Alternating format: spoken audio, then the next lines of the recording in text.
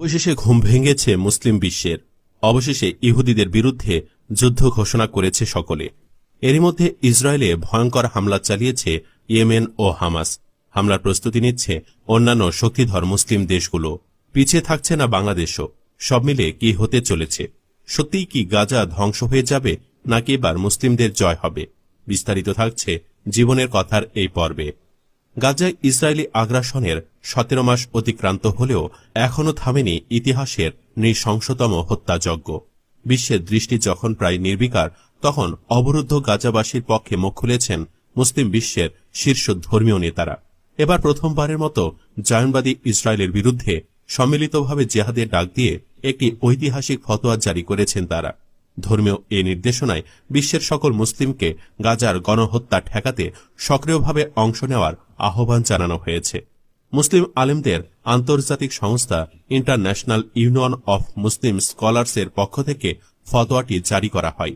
সংগঠনের মহাসচিব প্রখ্যাত ইসলামী চিন্তাবিদ আলী আল কারাদাকি এই ঘোষণা দেন। তার এই ঘোষণাকে সমর্থন করেছেন আরও 14 জন বিশিষ্ট ইসলামী পণ্ডিত।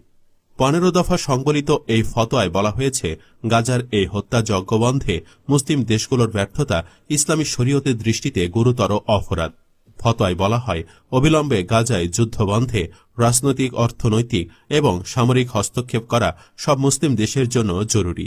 এছাড়া ফতোয়ায় ইসরায়েলের সঙ্গে মুসলিম দেশগুলোর যে কোনো ধরনের শান্তি বা সমঝোতা চুক্তি পুনর্বিবেচনার নির্দেশ দেওয়া হয়েছে। একই সঙ্গে মার্কিন প্রশাসনের ওপর সর্বোচ্চ চাপ সৃষ্টি করতে যুক্তরাষ্ট্রের মুসলিমদেরও কার্যকর ভূমিকা পালনের আহ্বান জানানো হয়েছে। ইরানের রাষ্ট্রায়ত্ত সংবাদ মাধ্যম ইরনা নিউজের বরাতে জানা যায়, ইসলামী আইনের আলোকে এই ফতোয়ায় ইসরায়েলের কাছে অস্ত্র বিক্রি সম্পূর্ণরূপে নিষিদ্ধ ঘোষণা করা হয়েছে। এমনকি সুয়েজ খাল, বাব আল মানদেব ও হরমুজ প্রণালী সহ আন্তর্জাতিক সমুদ্র, আকাশ ও স্থলপথে ইসরায়েলকে কোনো ধরনের সহায়তা প্রদানও নিষিদ্ধ বলে ঘোষণা করা হয়েছে। গাজার জনগণের ওপর অব্যাহত বর্বরতার প্রেক্ষাপটে এই ফতোয়া মুসলিম বিশ্বের সামনে এক নতুন দায়িত্ব ও আত্মজিজ্ঞাসার বার্তা নিয়ে এসেছে। এটি প্রতিটি মুসলমানের কাছে নিজের নৈতিক ও মানবিক অবস্থান নতুনভাবে মূল্যায়নের একটি আহ্বান। অন্যদিকে গাজা থেকে প্রায় 10টি ক্ষেপণাস্ত্র ইসরায়েলি ভূখণ্ডে আঘাত হেনেছে বলে দাবি করেছে ইসরায়েলি সেনাবাহিনী। এদের মধ্যে 5টিকে সফলভাবে প্রতিরোধ করা হয়েছে বলেও জানায় ইসরায়েলি বাহিনী। সোমবার এক প্রতিবেদনে এ তথ্য জানায় আল জাজিরা।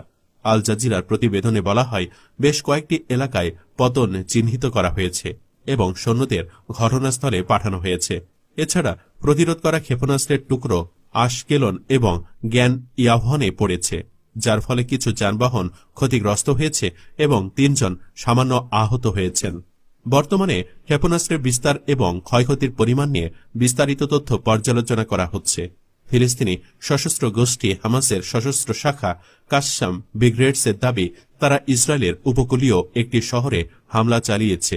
কাসসাম ব্রিগেড জানায়, তারা ইসরায়েলের আশদোদ শহরে রকেট হামলা চালিয়েছে। এই হামলা গাজার বেসামরিক নাগরিকদের ওপর ইসরায়েলি হামলার প্রতিশোধ হিসাবে চালানো হয়েছে বলে তারা জানিয়েছে।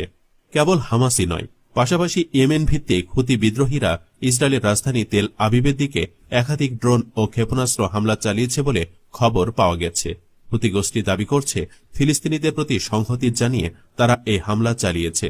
তবে ইসরায়েল দাবি করেছে, তাদের আকাশ প্রতিরক্ষা ব্যবস্থা বেশিরভাগ হামলা প্রতিহত করেছে।